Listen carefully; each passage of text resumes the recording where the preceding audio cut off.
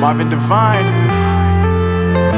I'm saying bye to all the lies and all the times you cried, saying that I wasn't right, yet I was right by your side. You manipulator, playing games, your friends commentators, and I don't know what you say about our private conversations, but it's got them hating. Thanks to all the rumors you be claiming. It's cool, I'm done with you, so they can throw you a celebration. You gon' hate it when you see me with somebody living better. I'm trying to tell you that me just doing me gon' have you jealous. Hello, folks. Welcome back once again to Chris Wyatt Reports, another refugee interview, this one with a gentleman who we're going to use a pseudonym for. This is Jannie, and he is in the great state of Florida, or as Sean Hannity seems to love to call it, the free state of Florida. I'm not sure why he calls it the free state of Florida. I feel free all over America, but it's kind of a political point he makes. But the Sunshine State, as it's known, a state that gets lots of sunshine and a few hurricanes. My guest today is none other than Jannie. Jannie, welcome to the program. Thanks, Chris. Thanks for having me. Oh, it's my pleasure. So let's go ahead and get started here. We've kept you anonymous. We've had a few anonymous ones recently because of the behavior of people in South Africa in the media and on social media. So when did you first hear about this program? Well, Chris, it was a funny story. We known about yourself due to Ronaldo and your lovely Wednesday shows. Very comical, to be quite frank. Love it every time. And that just by chance, on you can say about February side, you published a video that just came onto my feed. Didn't even know of the program in any regards, and from that day, we've been following it ever since. So you actually PRM, yeah. You actually, I guess you weren't watching my channel, but you saw me on Ronaldo's channel, and then you got a video that came up on your For You feed, and from then you've been watching. Correct. So you broke the algorithm, I can say. Well, briefly, it's certainly gone the other direction once again. It's not exactly breaking my way. It's breaking bad now. It's not breaking good. Yeah. So, all right. Well, that's good here. Okay. So, when did you say you put the PRM email in? We did try to do the PRM on the same day, but we weren't able to find the email address to send it to. We actually phoned the US Embassy. That wasn't really a smart idea at the end of the day because they weren't really helpful in that regard because they didn't know what was going on either. And we only started to send in mail through about the 13th, 14th of February when we got a email address. And then so far we haven't heard anything. And then your lovely wimpy broadcast for the statement of interest, I was an hour late. We applied for that. Nothing happened. We only started to get communication on the 21st of October. Wow. So it was dead quiet, yeah. Okay, so for all these people that keep moaning and complaining that they're being ignored, that other people are going first, let's run that through. The timeline was you did send something in mid-February, email to PRM. You did a statement of interest in May, and not until October. So that's March, April, May, June, July, August, September, October. That's 8 months later you finally got contacted. Yes, sir. We thought we were not going to be selected for this lovely program that President Trump sent through. And we just went on with our merry lives. I don't know if you listened to my advice, but if you did, that's fantastic. If you just are smart enough to figure it out on your own, that's great. That's the point I tell people over again. You can't. I talk to people who get contacted and they end their lease, they quit their jobs, and like, okay, now we're desperate. Well, who told you to do that? You're not even approved. You don't even have tickets yet. But if you continue your life until it's time, the only thing you really can do that gets productive is declutter, I think, because some people tend to be pack rats, get rid of things you don't need. And then when it is time to go, because you might get just 3 days notice. How much notice did you get before your flight that you were flying? So we basically got our plane tickets on the 15th of January, and we were told the 26th you have to be out and gone. Well, that's so they gave us that's actually pretty good. 9 days, yeah. That's better than most people, so that worked out pretty well for you. But again, let's go back January. That's 11 months after you first sent the PR email. Over 11 months. That's correct, sir.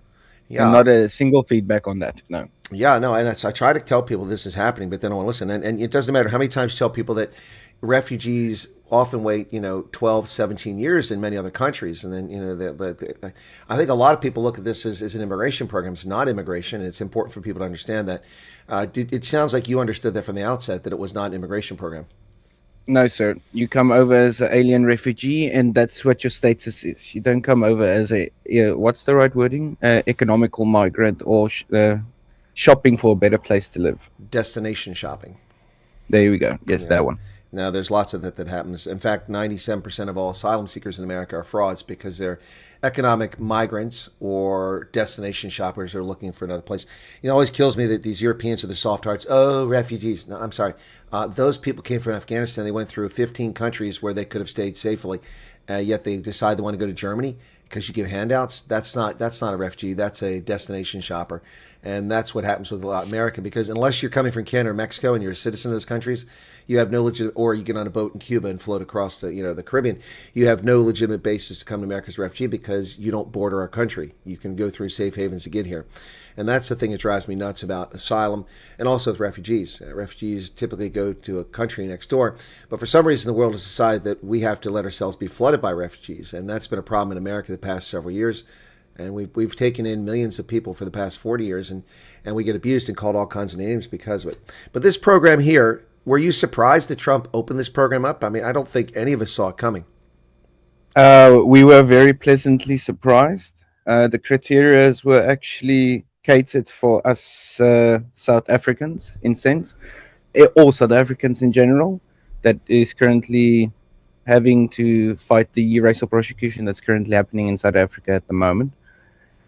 And it was a moonshot moment, basically. We thought it was a hoax at the end of the day. Especially with the PRM thing and the statement of interest, we're like, okay, someone's definitely taking our information and selling it to Google or all those lovely big fat corporates at the end of the day. But when I found the story, when I wasn't the one that got the phone call. Firstly, my wife did, and she missed it accidentally. She was busy in the interview at that moment in time to try to find more decent work at the end of the day. And we're like, oh no, and that's when we started to run around like chickens with no heads type of scenario. We're like, why did you miss that call? Just jump out of the interview. Say, I'm sorry, I need to take this phone call. And we kind of stressed out about that. And then 3 days later, we actually received our first email. We were like, okay, luckily they didn't forget about us, because everyone speaks so highly. Oh, if you miss your phone call, they're not going to call you back. There's scenarios like that, but there's also scenarios where that's not the case. Nah, there's no scenarios like that. I'm sorry, that's just bullshit spread by people. It's untrue. There may be people who claim that, but it's factually untrue. There's not That's a case the WhatsApp groups that kind of screw that over. It's total fiction, and people believe any kind of nonsense. We give the truth here on this program, nothing but the truth and accurate, cogent analysis for over a year now, and people still come on this program and talk about, well, I can't go because I'm not a white farmer. I mean, honestly. And the same with that. That isn't the case. They make multiple efforts to contact people. I've actually interviewed people that missed a phone call 3 times over like a 10-day period, then missed 2 emails because it went to their spam folder, and finally they found the 3rd email. They don't give up. They keep trying. They do. And that's when myself and my wife decided we're going to leave all the WhatsApp groups. Some that you created yourself. Thanks for the contribution towards that. The only one we kept open was the news one, where all the news feeds comes through that you guys, Hendo and everyone puts in. I'm happy with that. But yes, we did our first Teams interview on the 24th of October. Then we believed it went well. Then we are here, so it obviously went great. Then we had our first interview with our the same place that got not ransacked, but got randomly out of nowhere of Gelofstesdag. Not raided, trying to find information. We were there actually. That was on the that was 15th of November. Yes. Well, the 16th of December was. I'm sorry. The 16th of December is when the raid on Woodmead took place on Gelofstesdag. Yes, but we were at that premises, though. Yes. Yeah, you were there that day, but you just started mentioning November, so I got a little confused. Oh, so sorry about that. So basically, our first Teams was on the 28th of October. Then we waited till the 15th of November for our first pre-screening. Then our second interview pre-screening was 2 days afterwards, on the 17th of November. And then our final USCIS was on the 28th of November. We didn't go for our medicals yet. We were a bit worried in regards to that because a lot of people say they went for our medicals first, but we noticed that we're following that snake tree at the end of the day. Yeah. Then we went for our medicals. But that's sorry, Jannie. That the problem with that is I've tried to explain this to people is that they have contracted services. They have, let's say, 40 appointments at one medical provider in Pretoria this week. Those 40 appointments. If someone cancels or if someone has to rebook because they can't travel or they've left an error there's an open slot, they will put someone in that slot rather than let that position go by the wayside. And that might mean that your case gets a medical before it gets an interview. That's unusual, but it's not unprecedented. And people just seem to be lockstep. Oh, this is how it is. Jawohl, Herr Conrad. Ja, we do this way. No, you do it how they tell you, and it's different for everyone. There is a path, there is a snake process how it's supposed to go, but because of circumstances, sometimes gets adjusted. So I just want to interject there. No, you are 100% correct on that, Chris. Again, all those Facebook groups, WhatsApp groups, don't follow them. Don't follow the advice that gets given then, except if it's from admin level and trustworthy admin levels. Then we got a call a day before our medicals saying, oh, by the way, you need to be there on the 2nd of December. That was an interesting day, trying to explain that to your company on the busiest time of the year. We finished with our medicals on the 2nd, and we expected not to hear anything at all. 2 days later, we got our decision letter on the 4th of December, stating that they will send us correspondence between 2 to 4 weeks. We like, oh no, we already booked away to go away, spend time with family. That was a bit of a stressful scenario. Luckily, that didn't happen though. We did our culture orientation on the 15th of January. So from the 4th of December to the 15th of January, we kept looking at this my case portal. Yeah. Guys, good word of advice. Don't look at that thing every 5 minutes. It will make you mentally insane. Just stay away from it. Again, I've told people from the outset, not a good idea. It's not really meant for you. It's an internal thing. Yeah, but my case was done. No, it wasn't done. It was done from one portion, which you don't see. You don't see the underlying questions or portions that people fill in from different agencies, different organizations doing background checks and medical checks and all the admin stuff that takes place behind the scenes that you have no insight into and you have no business knowing. Watching the portal, my case, is simply a recipe for insanity. It is. If I have to take in consideration how many times I refreshed that website, logged into that website, I think it would be more days that I lived in South Africa. Well, that's a possibility. So did you indicate a desire to go to a particular part of the country? And if so, did you wind up where you asked to go? So when they did ask us that question, our answer to that was wherever we can be placed so we can be involved into the communities and also not struggle in our current occupation of work status. We didn't tell them which side to go. We just asked for them to accommodate us to bring us over. And you wind up in the Sunshine State, which a lot of people love. Me, not so much, because it's for old people. Luckily, I've got Durban blood in my veins and Cape Townian blood in my veins, so I'm happy with that, sir. All right. Well, I guess if you're used to Durban, you can tolerate the humidity and the heat in down there in Florida, in the Sunshine State. And I don't know. We didn't discuss where you're at. I don't know if you wanted to tell people what part of the state you're in, because that's kind of different. The Panhandle is very different than the central part, which is very different than South Florida. We are on the West Coast, and that's the furthest I will abbreviate on that. All right. Well, that's a very different. You get fewer hurricanes on that side. Most come up the Atlantic side, so that's pretty good. Good to hear that. Anyway, so yeah, Florida's an interesting place. Not my cup of tea, but people love it. So I can't argue with that. I mean, not many people love Wyoming because they don't like snow, but I love Wyoming. So it all depends what people like. So you've arrived in mid-January. How did your arrival go? Did you have an agent meet you at the airport and greet you? Yes, we did. Beautiful lady. I'm obviously not going to disclose her name for her own purpose and security reasons. but the agency that's currently assisting us on our side, a little bit more English would be great. They're not the greatest speaking population for English in that company, sadly, but they do the best they can to be able to accommodate us in the best factor that they could. So far, we haven't had. Here's some irony. So you've come to America as a refugee, and a vendor who works for the U.S. government is providing people to help you acclimate to America who can't even speak English. You can say about 30% of speaking the English, as my wife always would say, they spreken deliciously. But yes. Okay. The irony of this is just beyond. I mean, it's understandable because these companies typically hire previous refugees, because they can empathize. They understand the process themselves. Now, Fonz, who has arrived ahead of you in Colorado, says it's not fair that you were placed in Florida. He's got an angry face. Oh no! I guess he doesn't like the cold in Denver. We did experience the cold front when we were at Washington on the 27th of January. And sir, all due respect, we love the cold, but that cold you guys can keep. I prefer my sunshine state. I'm happier. Are you sure? Because Fonz is saying that Denver's very nice. He'd like to swap with you.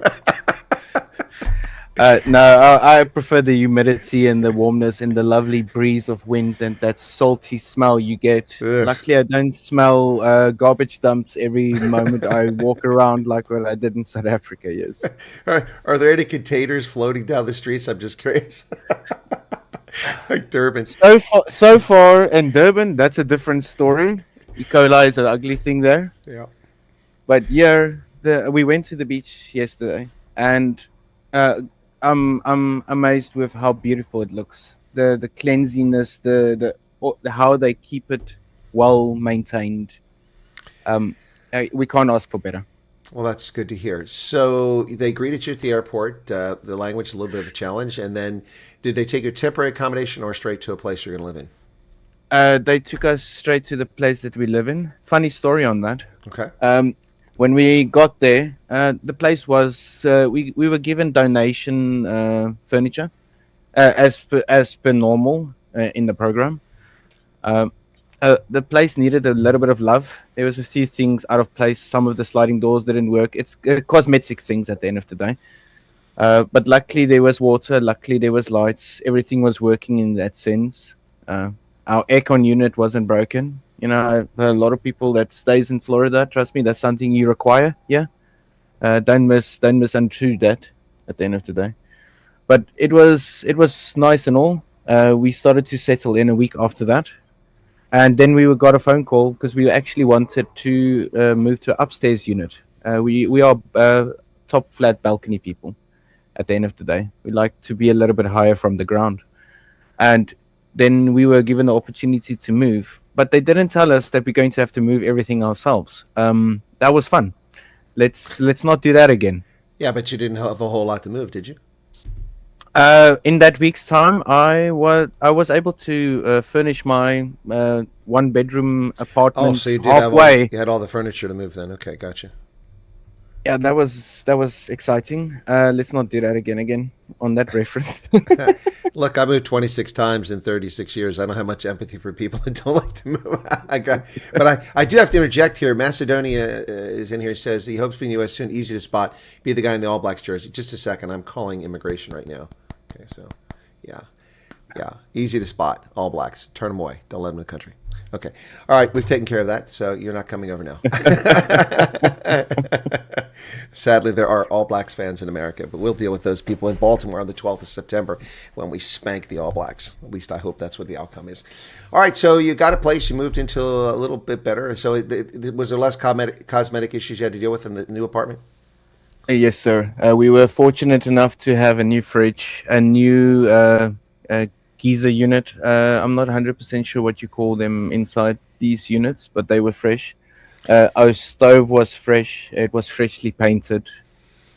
There's a few cosmetic things, but those are the things that we can do ourselves. That's not really something that we should worry about. But from a living conditions scenario, I should rate it easily 8 out of 10. Easy. Yeah, no, we don't call them geezers. We call them hot water heaters here. Geezers are old folks like Clint Eastwood and Ronaldo Cruz. That's fair. No comment on that one, sir. Yeah. Okay. So, what about some other things? Have you gotten or applied or gotten an appointment for a Social Security card? And what's the status of your employment authorization document? We went for our appointment for our Social Security on the 6th of February. Okay. So we within already- 3 weeks of arrival. That's correct. And we also went for our medical checkups on the 9th of February. There's another setup you need to do from a medical side, our physical. I was called in to do a chest scan 1 day before our second medical run. So next week is going to be twice at the clinic, yes. Excellent. If one of the mods could put the email address in there, please. It's starting to get annoying seeing this person write the same thing. They're asking for the email address over and over again when it's freely available on the channel, but just save her the time and put it up there. All right, so that sounds like it's going very well. Have you been in touch with anyone that's, some of the South African families have gotten help, although at some point it's going to become too much of a burden for them. The ladies that work with Antoinette have been helping a lot of folks. Have you felt the need for that, or have you reached out to them at all? There's two groups of people that we kept in contact. One would be the group that we met on the plane. They are smokers as well. That's something that we are currently stopping right now. It is too expensive this side, guys. If you're a smoker, make sure you have about $400 to $500 monthly that you can use on cigarettes this side, because you are going to have a bit of a problem. One group is in Alabama. A very, very nice couple. They are actually part of the farming community. They are currently living on a farm at the moment. Very sweet people, down to earth. They can currently buy at the moment. We can't really, because there's restrictions in Florida in certain areas because of fires that can eliminate onto the premises because of all the trees and the grass that's dry and everything. So that's a kind of a shame. We're going to change that. We're going to do a petition when we have enough South Africans decide. Nothing's going to change. See, no, it's an issue. It's not, you can do that, but that ain't going to change. Well, it is the thought that counts, Chris, at the end of the day. I suppose. Like your cigarettes, just something you're going to have to live with. Yeah, the reason cigarettes are expensive, not because they're hard to produce here, it's because states put such high sin taxes on them. When I was a young enlisted soldier, my stepfather loved to smoke. One thing we could get in the military was tax-free cigarettes and tax-free alcohol. And he knew that because he served in Vietnam. So he's like, can you bring me some cigarettes? So when I went home, I took a couple cartons. I was paying, I think, $4 for a carton of cigarettes. And at the time, they were paying like $6 for a pack. When there's 10, so that's $60. $4 versus $60 because of the tax. Now, a carton of cigarettes, I have no idea what that costs if people can even afford a carton. But I know that in New York City, a pack of cigarettes runs $27 to $30 for one pack. Yeah, this side, if you want decent cigarettes, you're looking about $12 a shot. Yeah, for one pack of 20 cigarettes, right? Or yeah, we have 20. There we go. Yep.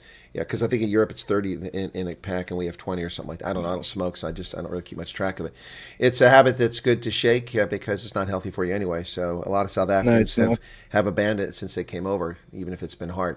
Alrighty, so plus your house smells better. I don't visit houses of people who smoke because luckily we don't smoke inside the houses because there's a fire alarm sensor thing inside the premise, inside the building, and I don't want the fire brigade to stop at my doorstep because I was dumb enough to walk inside with a cigarette. So we use the balcony for that reference.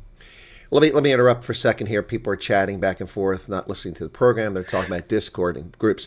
Folks, you can be in whatever group you want. I don't control what your behavior is. It's a personal choice. You have the liberty and freedom to be in a WhatsApp group, to be in a Telegram group, to be on Facebook, to be on Discord. That's your prerogative. What I won't deal with is people who go to those groups and don't follow my channel and come whine on my channel about, well, what about this, what about that, and spread rumors. That's unacceptable. And for people come here and feel stressed out because you've been in these groups when I've cautioned you that it's toxic to be in these groups. And yes, you may meet people there who are wonderful and great for you. That's fantastic. I'm not discouraging you. What I am telling you is that if you want your life to be less stressful while you wait for your approval, it's best to stay out of these groups. Frankly, if I was a refugee in South Africa, I wouldn't join any of these groups until I've got my decision letter and got my tickets. And then I'd like to find out from people, and I would join groups about what was your experience like? What did you do? How did you do this? Before that, I would stay out of it. Because until you have a decision letter and approval and tickets, you're not going anywhere. All you're going to do is build up your stress. But you can do what you want. That's your prerogative. I'm not here to tell you what to do. But I am telling you, my advice is to stay out of those groups because the number of people who have been freaked out by that, just like I tell people to stay off my case portal, because the number of people put themselves under stress And then, some of these people come out and attack me because they're pissed off. Well, that's your personal problem because you got yourself wound up. You didn't listen to my advice. I didn't tell you to go there. So do what you want to do. That's your prerogative, folks. I'm not here to tell you you can or can't do things. I've just offered advice, and I would tell you that 99.9% of the people who listen to my advice are glad they did listen to it, and those who did listen to my advice and eventually came to their own decision of their own volition to do what I've recommended later agree that it was the right decision. Sorry, I had to interject that. No, you have a fair right to do so, sir. Yeah, okay, so let's get back to the story here. You're down to Sunshine State. You got a Social Security appointment. You should be getting the card in the mail pretty soon. Have you already started looking for work? I already actually started to apply for a few jobs. One of them would be that lovely video that you placed down for the mobile life people. So I already sent my resume to them, and some sites allows you to apply for jobs like LinkedIn and all that without a social security number. But we are just being a bit patient to wait for that to come through the mail. Then we're going to register on all the Florida work websites, your Zip Recruiter, all those. Mm-hmm. And then we're going to be speeding ahead to find a job that fits the purpose and to pay the bills. Do you mind be able to contribute? Do you mind sharing what your rent is? Is that a state secret? It's fine if you want to keep it yourself, but we're just trying to help people judge. To be honest, sir, our rent is actually very cheap this side. I was pleasantly surprised to find out for what we received. We're looking about $1,415 per month. Well, for where you're at, that's actually pretty darn good. In my mind, yes. That's still outrageous. But then the last time I paid rent, it was in the hundreds of dollars, not $1,000 plus. So, that's. But rents are much higher than they were just 5 years ago because of all the stuff that happened the past 4 years under Biden with inflation. Okay, that's actually. I guess you're surprised. That's not too bad. Is it a year lease or month to month? It's a year lease. We signed a year lease because what we currently have at the moment is something that you're not really going to find elsewhere for the amenities that we received. Well, and that's an important part of it too. If you live in an apartment complex, sometimes these apartment complexes, particularly in places like Arizona, Florida, Southern California, Texas, come with swimming pools, with gymnasiums, with community centers, things like that. Gated communities. Sometimes they're gated communities. So those are things that kind of add to your rent a little bit, but you get a service for it. So, for instance, the complex, which isn't a housing complex, but a neighborhood where Earl Langton was living when I visited Alabama, they have swimming pools right there across the street, and it's a lovely area. So, I mean, sometimes you're paying for that. It comes out of your rent, and people don't really think about that. But I guess, as you said, the amenities make it a little bit better. It does. Luckily, we do have a pool this side. It's a communal pool, but they do clean it and maintain it every day. The group of people that comes every day to come clean the yards, make sure there's no rubbish laying around, doing spot checks every day, every morning till night. It's something that's very it's different. Not a lot of people understand the when in South Africa you had to pay everything yourself, and this is actually included in your rent as well. Mm-hmm. They'll clean around. They will, if there's trees that needs to be cut down, they will cut it down for you. It's very, very interesting how they keep things maintained this side. That's good to hear. Sorry, I thought you were continuing. No. That's a full stop down there. Yeah. All right. So Linda Bradley just gave a $20 super chat saying, "All the best for Jannie. So glad you're safely here. Colonel, my 86-year-old dad watches you and is very chuffed that we met at the Texas meet and greet. Keep up the great work. More Starbucks money. Much love." Speaking of which, I could go for a Starbucks here. I have to take a Starbucks break in a second now that I can drink them again. But thank you so much for the super chat. I do appreciate that. And then just before that, Lydia said, "What's Discord?" Discord is a gaming platform that people have formed communities on. Discord and Twitch are two sites that I have accounts on, but I don't really go on them because both have been censorship platforms in the past. I don't trust them. But that doesn't mean they are that way today. So will there be a Cafe Clutch today? Yes, Spartan God, there will be a Cafe Clutch. I just haven't had time to set it up. I'm very busy. I disconnected yesterday. I was exhausted after the past 10 days of just running full out, doing dozens of interviews and videos and answering hundreds of emails. and then covering those games yesterday. I was actually having a hard time staying awake in the Scotland game, even though Scotland played very well. So I disconnected after that, took care of some business, and then just kind of vegged a little bit and watched some streaming last night, and then got a fair amount of sleep for a change. So, yeah, there will be a Cafe Clutch coming later this afternoon. I just haven't had a chance to set it up, so I'll do that when I get a chance. All right, sorry about that. Okay, so back to the story here. Are you happy where you landed? Fonz isn't thrilled with Colorado, I'm just saying. So are you happy? It's between myself and my wife, so we can actually say that you can call this place home. It's kind of hard calling it home though, also because of your families that's not with you at the end of the day. But we wish down the line that opportunity changes for them as well. Do you have any children or any adult children that are with you or not with you? Luckily, they haven't surpassed to that point yet. That would have been an interesting scenario. But no, sir. No children at all. Okay. No, just curious because there's always different angles. Like I interviewed the Oosthuizen family yesterday, and I didn't know that Chris was actually the fiance and not a blood relative. I thought he was the older brother of Levi. So I kind of stepped on it there. That was kind of embarrassing. But every one of these interviews has a different angle. Now, can I tell people about my shirt? Is that okay? Is that fair to share now? You can advertise it as much as you want, so go for it. All right. So this is the gentleman, Jannie, who sent me these T-shirts. So here you go. Based on what I say online all the time. So stupid people should wear signs. Okay, that's the front, and I've got 4 or 5 of them plus a hoodie. The backside, of course, has our friend the Bugger Off. Whoops, that's gonna be hard to see. Let me see. There we go. The Bugger Off Bunny is on the backside. So it's hard to get him on the camera there. There he is. Yeah, and then at the bottom it actually has at Colonel Chris Wyatt below his name for the YouTube address. So there you go. So this is the gentleman who sent me this stuff. Thank you for that. Do appreciate it. Very kind. And I was correct about the shipping, wasn't I? It wasn't that expensive once you got to the States. If you tried to ship this from South Africa, it would have cost you a fortune. Yeah, if you guys ever want to ship something to Chris, please be in the US first before you do. Yeah, exactly. It will cost you. It will save you so much money. It's not even funny. I keep getting the same questions over and over again. Why don't you people watch the videos? I have a whole playlist, Pat. Have you interviewed any single person? Yes, I've interviewed single people. It's on the playlist. Just please watch the playlist. I mean, it's the same questions over and over again for people who watch the show. I mean, I just interviewed Minri a couple weeks ago. She's a single person. She's a single parent, in fact. Just interviewed her. I've interviewed single people. I've interviewed coloreds. I've interviewed Indians. I've interviewed people anonymously. I've interviewed people on camera. I've interviewed wealthy people. I've interviewed dirt poor people. I've interviewed Afrikaners. I've interviewed English speakers. I don't understand why people are asking these same questions. We're approaching 35 interviews now of all sorts of people. So that raises next question. Are you a English-speaking South African or an Afrikaner? Because we went with Jannie, so I don't really know which is appropriate. My first language is Afrikaans. And my second language is English. Okay. And back to the question, Pat. Yes, Pat, I've interviewed people. The 2 ladies in Connecticut came over as single ladies. I've interviewed other singletons who have nobody with them. They're the only person around. All right. So, yeah. Go ahead. I can add to your answer to Pat as well. If you're not married, you're still single. Just putting it out there. Oh, well, that's a whole other issue. But I think that Pat's point is, did they come alone?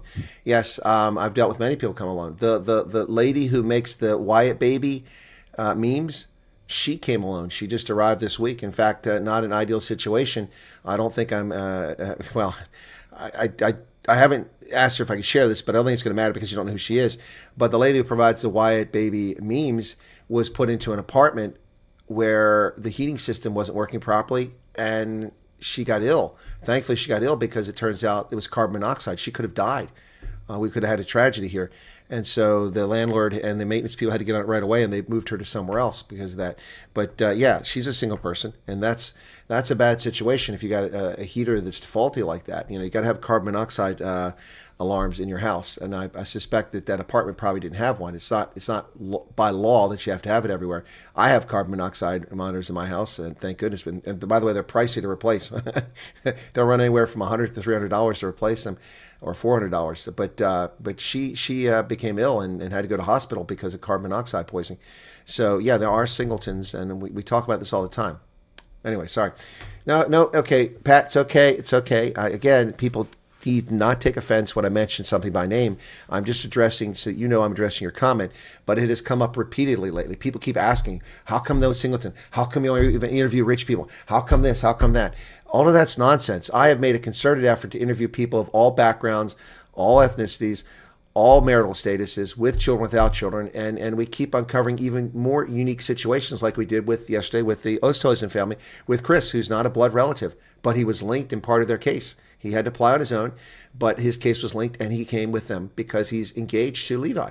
And, of course, that means he gets to hang out with Bruce, the cool service dog. I don't know if you saw that when did you see that interview? I did. I was a bit in tears in regards to that one because we had to leave our animals that we shame. have. If things go my way, how I want things, I would love to bring them over. But at the current moment in time, I just need to have faith that our animals are well looked after till the current moment. Versus what you said about the shirts, just got an announcement to make for the lovely people that's currently watching at the moment all across. We will have a website available for the shirts to be sold in South Africa. I'm just waiting for my supplier to get back to me in regards of the time frames and when he's done with that. And also on the US side, Chris, what I can do is I can send you the actual templates that the printing companies can use to print shirts in the US. You can just add them to your perk store, and then they can order it through that if that is something that you would accommodate. Yeah, you and I will talk about this a little bit later on, not right now, offline. I mean, my demand is 80% of the profits. So, I mean, it's pretty straightforward. I don't want any cent of it, so we did it in a generosity perspective. You can utilize it to the best of your knowledge. I'm just teasing, brother.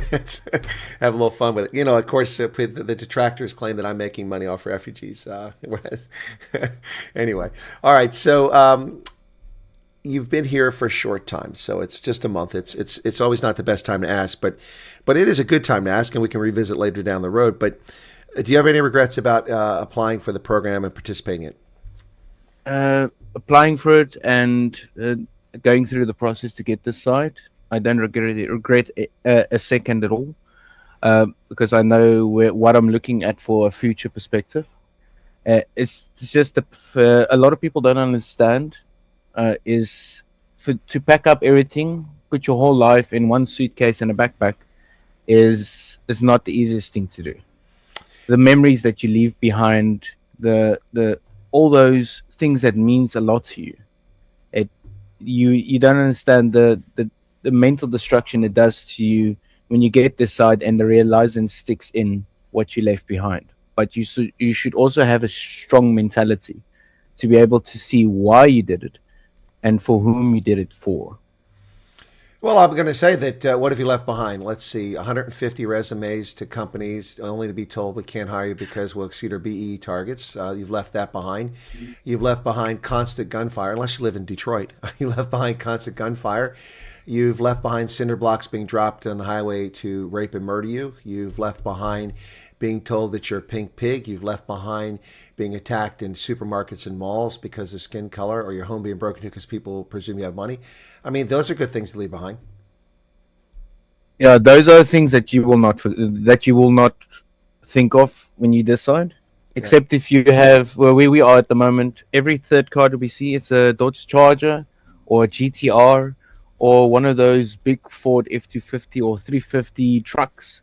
And as they drive down, you just hear ka-pa-pa-pa, like sounds like a city golf going down the line.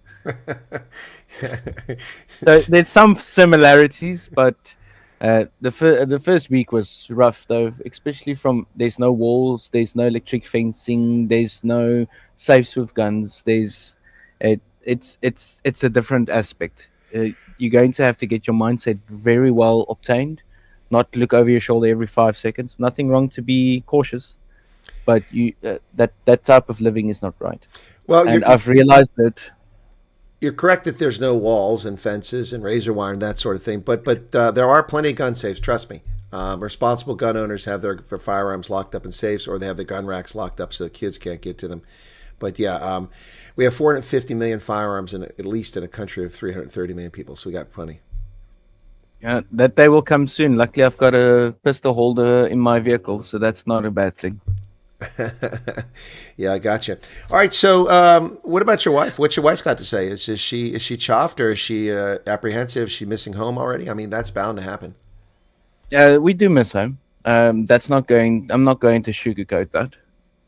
But we are also happy where we are, and that goes back to the families on that we sadly had to leave behind.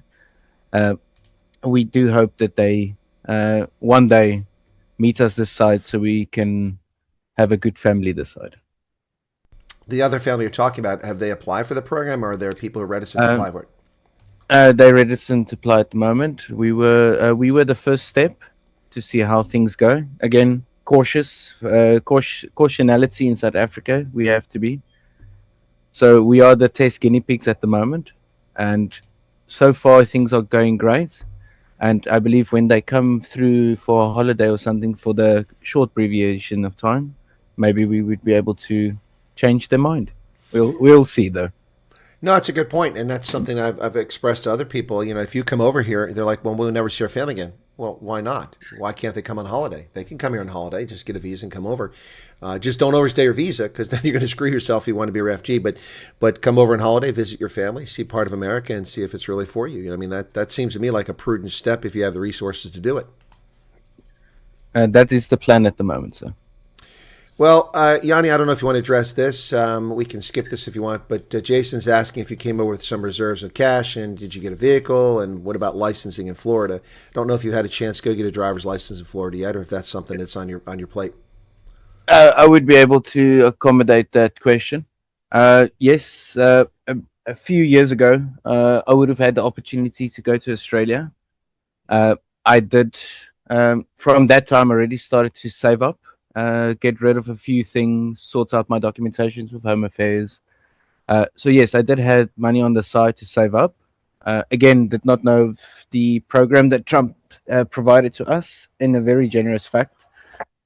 That actually saved me a lot on the things that we needed to get this side, because there's a lot of amenities that you don't think of when you get this side. Certain things that you require that you thought that you actually used for granted when you were in South Africa side. All the nice things that we had, kitchen areas. Then you realize, oh, microwave is actually a thing that you need.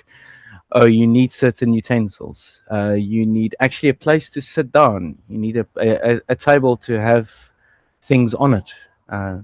So yes, I was able to bring over money-wise about $4,500 from a rand perspective, and that helped us to furnish our place.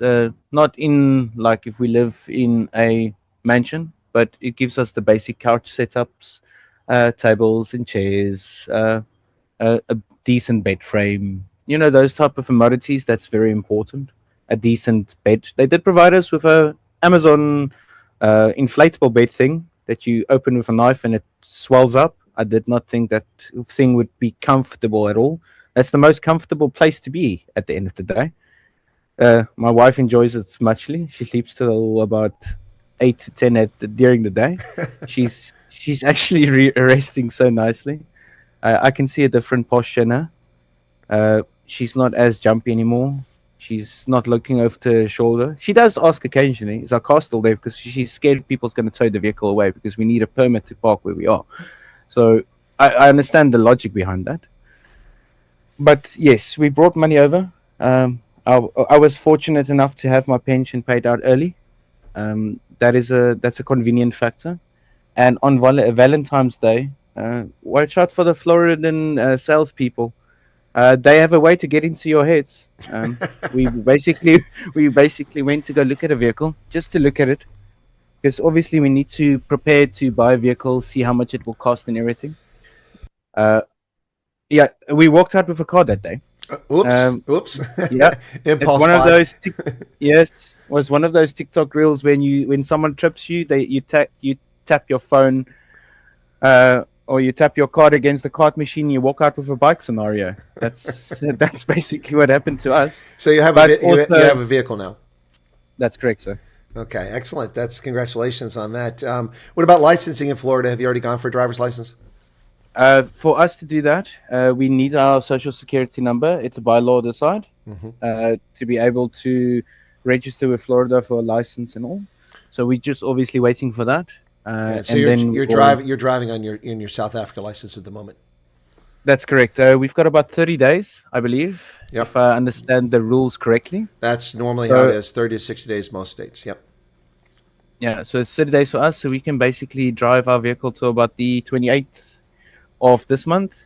Hopefully by that time we can obtain our Florida license. Otherwise, we have one heavy, expensive paperweight.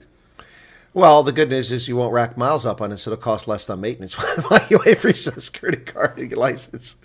That is true. That is true. The glass is half full, the glass half empty. So Mara Fori said, what's with the ads popping up while your stream is on? First time happening. Well, number one, if it's the first time happening, that's a little depressing. I suppose at the same time, the glass half full, it's good that you're actually getting the ads. YouTube 2 years ago in January decided that regardless of whether you monetize your channel or not, they're going to monetize every channel to make money off of ads. At the time, they were suffering a little bit. I think they're in better shape now. But if you have an unmonetized channel, they will put ads on your video and you get nothing. If you have a monetized channel and you don't monetize your videos, they can put ads on it and they make 100% instead of 45%. I'm the one that puts the time and effort in. I'm the one that travels the world. I'm the one that brings my insight, that draws people here and bring interesting guests on. So quite frankly, I should get a little of that coin myself. So Mara, if that's unfortunate, my apologies. But whether I put ads on there or not, there are going to be ads on there. So I go ahead and turn the ads on so that at least I get 55% and they don't get 100%. Bonnie Duplessis gave a 35 Rand super chat saying, behind on my podcast, trying to catch up daily. No reason to apologize, Bonnie. You'd have to. No one's forced to watch any content. But if you want to know about interviews and people interviewed, there is a interview playlist, and I recommend people check the playlist at the top of their app or the top of their browser, and go there and look. And you can just work your way back from the most recent ones all the way back to the oldest if you really find that interesting. Sorry about that, Jannie. But okay, so you've gotten over here. Now that wasn't exactly a king's ransom. Actually, I spend far more money than that every trip I go to South Africa. I don't think people realize that. But it's a little bit of scratch to get you started. So you're not. You also have a little bit of peace of mind, I'm guessing, because you're not like, well, what are we going to do? Do we have to get food stamps? Do we have to go to a food bank? It sounds like you hit the ground with a little bit of coin in your pocket, which probably put a little less stress on you. Towards the food bank, sir, because we only have a certain margin of budget, we actually did visit two food pantries. We're not ashamed of it. We know the reason why we're here. We need to stretch our money a bit. We do appreciate the government that's actually able to help us in that regards. I'm not sure if it's part of the food stamp scenario, but so far we have not been declined to get any donation foods. They are pretty very warm humming. We got a little voucher for Aldi that's currently expanding in Florida at the moment, so we can go there and go buy our necessary meat products and everything. So one thing I could say is the system works here. Things work here. There's no issues.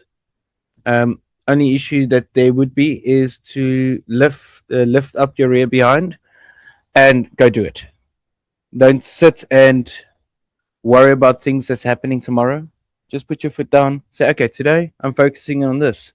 Get your mentality correct for you to be able to strive in this beautiful nation that we were provided to live in.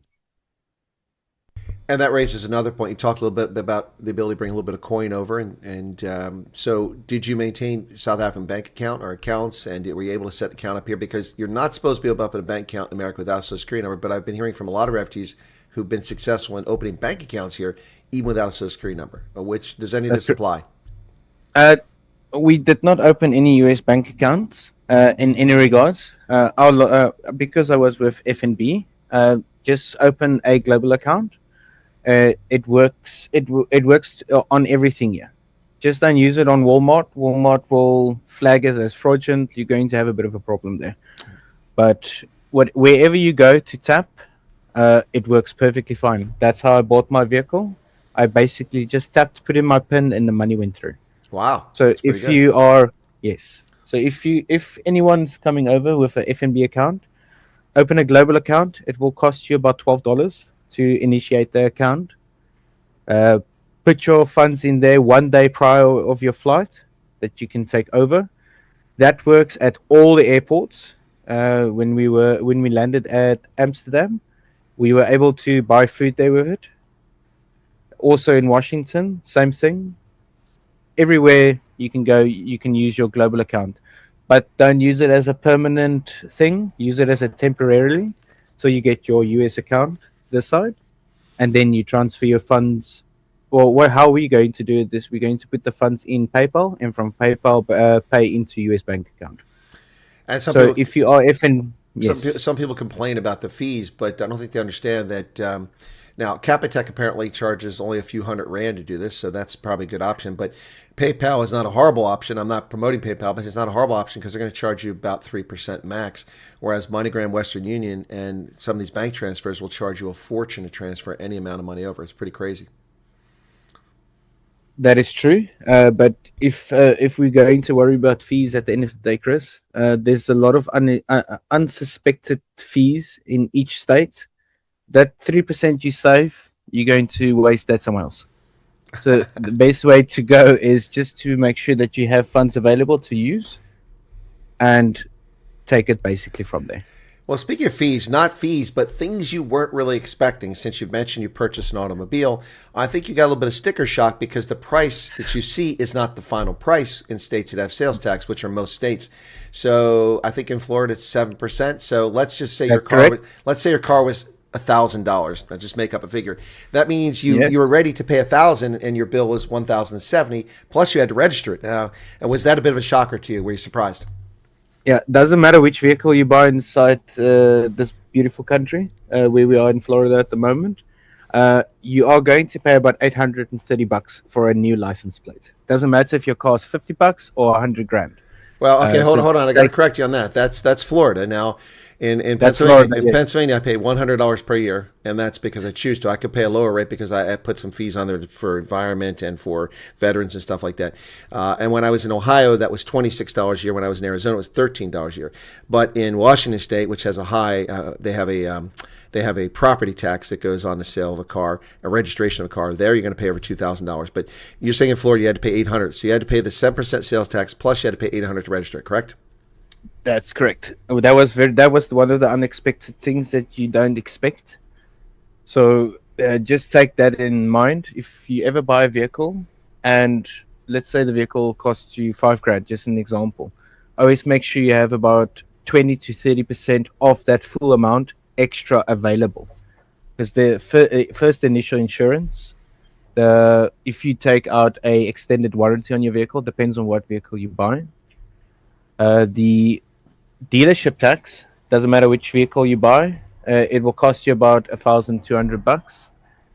That is in Florida, though. I'm not sure how it works on the other states, but those are things that you have to take in consideration. Yep. We've got Alex, who's in Ohio, saying that he had to pay $65 to register his car compared to the $800 you had to pay. So, see, it varies depending where you're at. That's correct. Yeah, but Florida doesn't have an income tax, so that's they get the money through fees and other things. So it's important for them. That's correct. Yeah. So states like Wyoming don't have an income tax, but they get their money not so much from property taxes, but from oil and gas and minerals, because there's a lot of mining there. So they get a lot of taxes off that, which pays for state services. Okay. All right. The benefit we have this side is we don't really have property tax, and we also don't have income tax. So you benefit from that portion, but the sales tax side and how the government runs this side, certain things you are going to pay a little bit more. Yep, absolutely. But you have a benefit, yes. Yeah, and so each state is different. As I said, in Pennsylvania, these shysters charge me 3% income tax, which sucks. Not on retirement pay, though, so that's a distinction. So my military retirement is not taxed. It's taxed by the federal government, but not by the state government. But my consulting income is taxed by both. And Daniel Callahan says the registered car is $100 in Tennessee. Daniel also asked a question which is not meant to offend anybody, but I'm going to ask it anyway. So, and I can answer the question. So you asked if you're mulatto or white. Daniel, we don't say mulatto. That's a term that's used in Brazil and the Caribbean basin these days. Americans haven't used that term for a long time. In the case of South Africa, the term for most people that you're considering you would use that term for are actually coloreds. It's a distinct ethnic group that founded off a base of people who mixed back in the 17th century and early 18th century and have built a population off of that. Anyway, so no, the gentleman is white Afrikaner, so I have seen him. So just to share that, to answer that question. But anyway, so interesting some of the questions people ask here, to say the least. Well, it's questions that they were curious of, and they're allowed to know. Absolutely, it's a fair question. So, yeah. Anyway, expat says I paid from FMB Direct into your PSECU. PSECU is Pennsylvania State Employees Credit Union. Okay, so that's why your expat's paying, because you're in Pennsylvania. I guess I didn't get that till now. Yeah, Capitec is cheaper using U.S. Also, look, I mean, I carry credit cards, but almost every one of my credit cards has no foreign currency transaction fees. I don't know how common that is in South Africa, but that's a much better deal, because it negates the need to get cash when you travel. That's not really helping South Africans in this issue, but explaining that when I travel abroad, if you have a credit card that charges you foreign currency transaction fees, sometimes they'll charge 2 to 3% of the price, and the bank takes that money.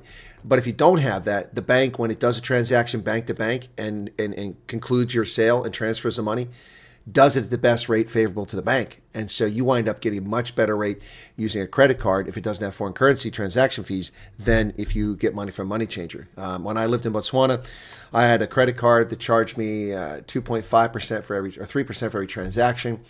And I wound up getting another credit card that charged no foreign currency transaction fees and gave me 2% cash back. So I was instantly making 4.5% better on every transaction. So I started using that to buy all my petrol in South Africa and Botswana. So you just got to be smart about stuff, folks.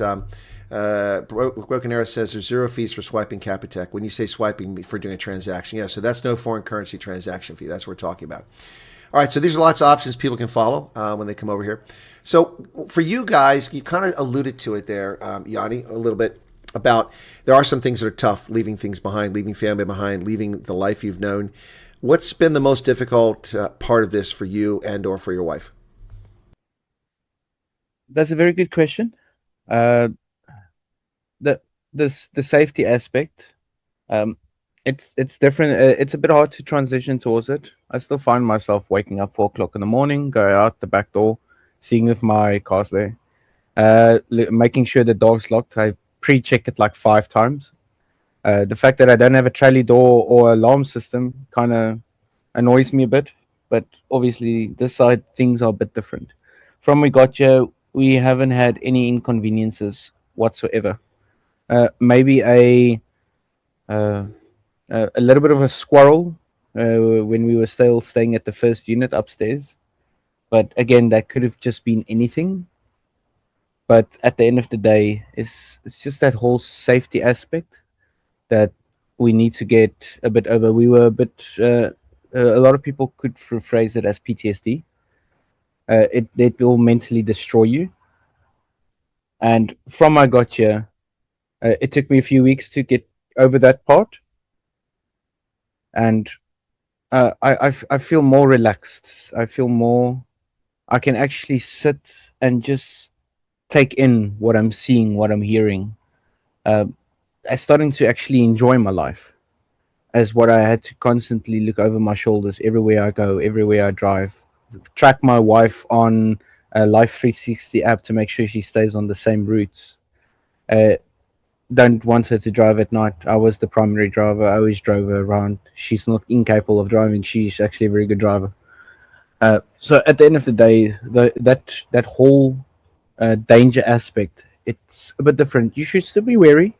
You should not go into downtown areas late at night thinking that you are 100% safe. There's certain areas that you should still be very wary of, but live your life restfully. Just observe your surroundings, but don't be too what's the right wording? Don't be too much. Start to realize to release a bit. Don't stress too much. There we go. Yep. So there's a question here about bringing cash in, which we've answered probably about 37 billion times in this program. You can bring up to $10,000 per adult into the country, cash in your possession, or cash equivalents. Cash equivalents would be things like Krugerrands or, bearer bonds, which nobody has anymore, but cash or cash equivalents. And that's not just U.S. currency. If you have other currency, but it's the value of $10,000 U.S. currency. That's duty free, but anything above that you have to declare. If you have $9,000, you don't have to declare that. $10,001, you have to declare it at immigration when you come in. You could come in with $3.7 million in cash if you're foolish enough to do that, but you're going to have to answer immigration's questions about why you have $3.7 million in cash and what's the origin and the provenance of that cash. So the best bet is to come with $10,000 or less, and you don't have to declare it. And if you do get pulled over and they want to inspect things and they wind up coming across the cash, it's only $9,000. The form says $10,000. I'm complying with the law. That's not going to happen. But if it does happen, that's advice for it. So, $10,000 of cash is a lot of cash, even for an American these days. Even if your rent's $1,400 a month, now we're talking about several months of rent. So that's a lot of cash. Most people don't have that available to them. Anything above $10,000, you won't necessarily have to pay duty or fee on it, but they can impose it. There are certain rules for that, and it's not worth getting into because it really affects almost no one. But the bottom line is that's what you can bring in the country. So let's not get confused about that.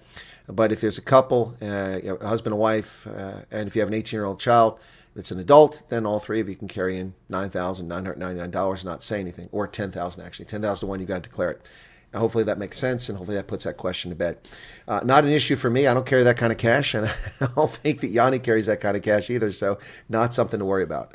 Just saying. When we came through, Chris, from the first day of our flight all the way through, we basically left everything in our South African bank accounts on our cards to obviously eliminate that scenario. We didn't add above 10,000 at that time. We only had a shy of 4.5. So that wasn't a stress factor. And when we did the purchase of vehicle, because it was still in our South African accounts, we didn't bring it over. We just used it to do a purchase.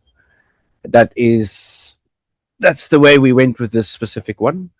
But you need to be very wary. If you have a US bank account and you transfer more than 10,000 over, please make sure you declare it immediately. Yeah, exactly. If you come with 10,000 more and you don't declare it, you are going to have a problem if they inspect you. That's going to be a problem. So it's just not a hard thing to follow. So two things. 1440 is telling Mara how to avoid ads. So thank you for depriving me of revenue at 1440. I just love doing this to make no money. It's lovely. And the second thing is, I guess my accent must be difficult to understand. Denise, I'm going to say it again. I said it very clearly.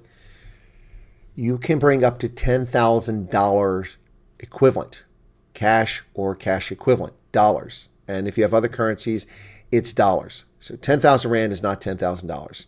You're going to have to bring 170,000 Rand in to reach that $10,000 equivalent. But why in the world would anybody bring 170,000 Rand to the United States? Because you're going to have to change it to bank and you're going to get screwed. You're going to lose a lot of money. It's best to leave it in a bank and draw it down from that side and pay your credit card bills off, or transfer the amount. As someone said, Capitec charges 170 Rand. I think it is 180 to transfer money. So anyway, it's dollars. I thought I was pretty clear on that, but apparently I wasn't. So I'm just going to say it again. All right. So what is the thing you missed the most so far? It's only been a month. So probably 6 months down the road, there'll be some things you're jonesing for. But what are you missing? Doorvorst, Bovorst, Biltong. I could die. I could die for a braai right now. A lovely boerewors rolletjie with a braaibroodjie. At the moment, because we can't do any braais this side, that kind of gets me, because that brings familiarities backwards. And yes, Hendo, there's aromat in the US. You kind of pay a price for it, but there is aromat this side. But the braais, my animals, and my family.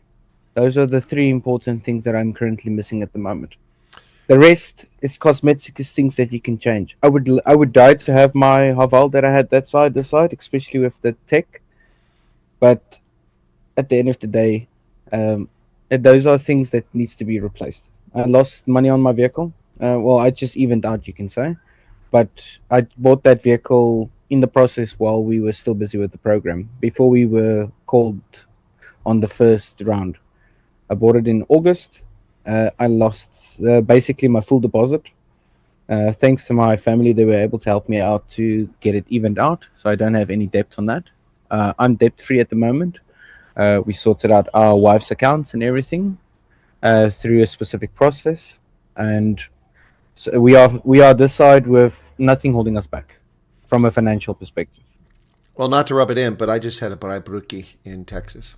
I know. We were watching that whole beautiful meet and greet with the camera that keeps stalling. Yeah, I I'm don't not know sure what what's the. going on there. Yeah, well, the camera's 6 years old, and I think that I had never used that front-facing camera. Usually, I turn it around in the back-facing camera, which I think is designed to run longer. So, but I realized it was a problem. I came over, kept checking it, but I know it was frustrating people. But at least they could still hear. But yes, that is something that we want to do down the line. Is find a place where we can buy boerewors, pre-cut buns. I'm not 100% sure why that's a thing, but it's very convenient. Then you don't really have to bring your cutting knife. You can just bring a butter knife with your butter at the end of the day. But it is the convenience factor aside, it's very different. You'll when you you'll when whoever comes through on the program on the right reasons, you'll realize it's different here. It's a good different. It's not a bad different. Well, that's good to hear you say that that it's a good different. But places are different. That's what people have to realize. I've lived in 16 countries around the world: Africa, Middle East, Europe, and North America. And I can tell you that that life is different everywhere. Everywhere has its positives. Everywhere has its negatives. Everywhere has its special, unique things that you like. The thing I miss the most about Germany, not the Germans, they become intolerable. They're annoying. but the thing I miss most about Germany is going to the Bäckerei and the Metzgerei, buying my brötchen and my lunch meat on a Saturday morning, and then having fantastic sandwiches throughout the weekend. I miss that a lot. But you know, that's not something I can get here. I can't get brötchen in America. When I travel to the UK, because they have Lidl's, I can get something that approximates a brötchen, but it's not quite the same. But the meat is I would say about 60% is good. I'm not in quality, but I'm saying the selection of what I can get. In Germany, I can just get everything, Schwarzwälder Schinken and all these other things. So you miss things, but I mean, it's just the nature of things. But the good news for me is when it comes to South Africa, I don't miss the cuisine. There's not much South African cuisine that really appeals to me, so that's not an issue for me. But I appreciate where South Africans are coming from. But a lot of what you want, you can get here. There are South Africans that live in America that make biltong, they make droevoors. There are things you can get here. You just have to know where to find it. The problem is it's typically kind of pricey, and it's not something that Yes. most refugees are going to deal with initially. You'll look for it later on. Yeah. So We found a store on Amazon that sells vacuum packed biltong. When I looked at the pricing, I was like, yeah, I need to start working before I start doing that. That would be a bit pricey. And one of your users on your chat asked, did you buy new or second hand? That would be Villa Van Merwe 7796. There's no way I'm buying a vehicle brand new. That's a loss of depreciation, except if you know you're going to keep the vehicle for 10, 15 years. We did a second hand, well looked after, one owner, no accidents, no recalls. The vehicle was very well looked after by the dealership that maintained it. From the first day it was brought to the dealership till the day we bought it. well, that's actually a good point, and I should mention this now for people. You have to make sure that you, when you buy a secondhand car, that you know the provenance of that car, where it's been, and where it comes from. Because when there are hurricanes or floods and cars get car damaged, That's correct. they get treated and resold oftentimes if they're salvageable, and you don't want to wind up getting a car that was in a hurricane that was submerged, and then you have problems later on after they sell it. So that's not a common thing, but it does happen. So just know that you understand the provenance of it. There's a beautiful checking website. You pay $45, I believe, Carfax. for Carfax or AutoCheck. Yeah, both We of those. use AutoCheck, yes.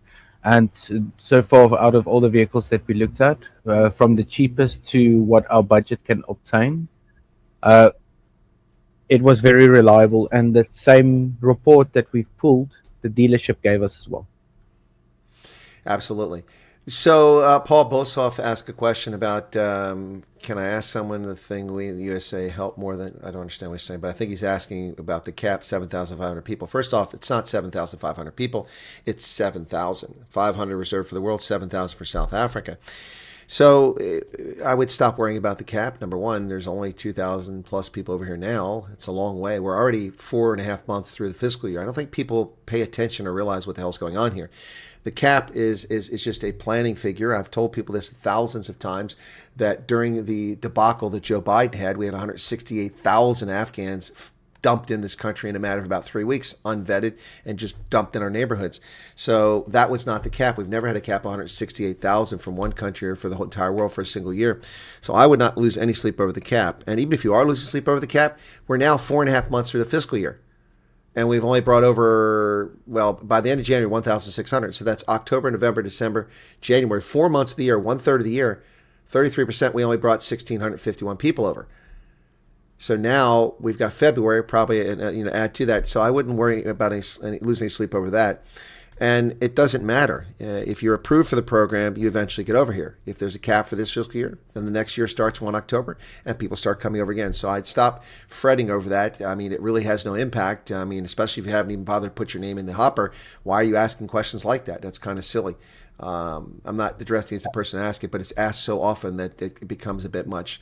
Went over on a pension 2023. I was called a reserve member and received my monthly pension reserve force. Transfer my pension U.S. Can you? Cyril Muller wants to know if you can transfer his pension to U.S. monthly. You can. I'm not sure how you do it with a bank. You'll have to talk to banks for that. But the other ways you can do it manually. It's or you can if you have a South. I don't know what Southern Department of Defense does transferring pensions, but I know with America, if you have a Social Security check every month, doesn't matter where you live, your money gets sent there. Now, there might be fees involved with banks, but Germans who've lived in America and have a Social Security account, they get Social Security deposited in their account every month. And the same thing for people living in Mexico who are American retirees or living in Costa Rica. So anyway, you're going to have to look into that yourself. That's not something I'm here to offer financial advice about. All right, Jannie, any regrets? No regrets in whatsoever. I would like to actually just add to the question about the cap. Think about this logically, guys. If Donald Trump didn't believe there was something going on in South Africa, why would he create this program? Why would he lend a hand out in the political warfare that he's currently running through at the moment to be able to help South Africans? Look how he's maintaining all the other groups, those that needs help. He's lending a hand out to everyone. So if you in the consideration factor of 7,500, that is just a number for a political perspective. That's my opinion. Again, that's just how I believe in it. If there is a prosecution happening in South Africa at the moment that he believes in, he proved it many times, especially with the Oval Office in April, I believe. That number is just there to place down a paper hold, but the paper hold can always move. Never focus on that. Oh no, I'm going to be just above 7,500. Don't do that. It's going to put you in a mental block. If your time to come out of South Africa in the right purpose, in the right way, it will happen accordingly. So don't worry about it, guys, please. That's my personal opinion. Well, excuse me. I had to clear my throat there very quickly. So here's a question. Here's a question that came across. Okay, Lou, I'm not going to pick on you, but I am going to address your question. So he's asking Jannie a question. Okay, first off, Lou, you're asking, is the water from the taps drinkable? I'm going to try to be polite about this, but I mean, you do realize there are tens of millions, if not hundreds of millions, of water sources in America, all over the country. A country that stretches for thousands of kilometers from north to south and twice as far from east to west in the continental United States. Plus, we have Puerto Rico, U.S. possessions, Alaska, and Hawaii, which are located elsewhere. Is the water drinkable? Yes, the water is drinkable. Does that mean it's always drinkable? Well, we've had a problem in a place in Michigan where corrupt Democrats stole the money that was supposed to be used to maintain the water system, and they had undrinkable water. Is the water drinkable from the taps? Yes, it is drinkable from the taps. I don't drink water from the taps because I grew up on a farm, and I drank my water from a cistern, a clean, fresh source of water that came from Mother Nature. So I don't drink water out of the taps, but the water's perfectly safe here. Jannie, is the water safe drink from the taps where you're at? I'm not going to risk it though, Chris. It's just a personal way of living. We got ourselves a little water filtration system with all the different ways of filtering it, like your stone and your gravel. You know, those special containers that you get. You throw your water in there, you let it filter through, and you tap it into your 1 gallon jugs. Mm-hmm. That's how we recirculate the water from the tap side. So far, I'm talking and speaking to you, so I haven't died yet. So I believe it's good. Well, it's perfectly safe. It's a personal choice. I don't drink the tap water here because it's high in calcium, because it's natural from wells that come from a local co-op that we have that runs the water supply here. I just don't. I don't drink much water to begin with anyway. I tend to drink other beverages, but yeah, the water's perfectly safe. This isn't Haman's Kraal. People need to give themselves that. Helene is asking a question, which surprised me. Are there any English white people that have come over? Yes. Yes, half the people, There is. half of the white people who come over are English. They're not Afrikaners. I don't understand why people keep asking that question. The fact that the English people have got their nose in the air and don't want to do many interviews isn't my fault. I'm just kidding. But yeah, no, there are white English speakers who've come over here. Absolutely. It's just, look, the interviews are the people that offer them to me. I don't hound people and find them. Thea van Straten came to me and offered to do an interview before we left South Africa while she was still there. The only person I think I've ever reached out to for an interview, and he'd already reached out to me, but I missed it, was Charles Kleinhaus. But that's because Charles kept being asked questions and it was being distorted. I wanted to give him a chance to put the true story out there. But everyone else has contacted me and say, hey, I want to do an interview. I want to do an interview. I want to do an interview. I don't hunt people down for interviews. I do offer to people. And some people want to give it. Singleton has given interviews. Collard's given interviews. Indians have now given interviews. Lots of Afrikaners given interviews. Look, the program, there's a priority to get Afrikaners out, but they're not exclusive. And that's what somebody needs to understand. All right? That's correct. Yeah. All right. So anything you want to share with the audience before we wrap up? And then I'll get to the news. Just be strong. Believe in the program. Spend as much time with your family as you can. Because at the end of the day, you never know if you would see them or not see them again. So just do yourself a favor. Be mentally prepared for this type of change.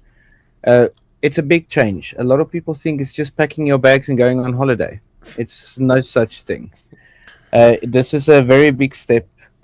New country, new people, new rules, new ways of living, following a particular pattern, different to versus South Africa side. So just be very prepared to be able to sit backwards, look at everything, and understand what you're taking in. Yep, 100%. Let me address a couple things before we wrap up. JP Stridham says, any progress in the system for end of September, beginning of October that went delayed? Yes, over half those people have come over now, but frankly, that's not how I would have handled the program. Every single one of them would have been the first flights, is how I would have handled things, unless they could no longer come because of some circumstance. I don't understand how this got screwed up and why it continues to be screwed up. I've told the U.S. government that this is a problem. But it's a problem that they're not resolving fast enough from my view. So yes, many people have come over that were in that situation, but there are still people who haven't come over and they're in a real bind. And I appreciate their situation. That's the first thing. I think you asked a question earlier, JP Strider, maybe with someone like that, with a surname like that, asking, can we do anything to get our September over, our Septembers?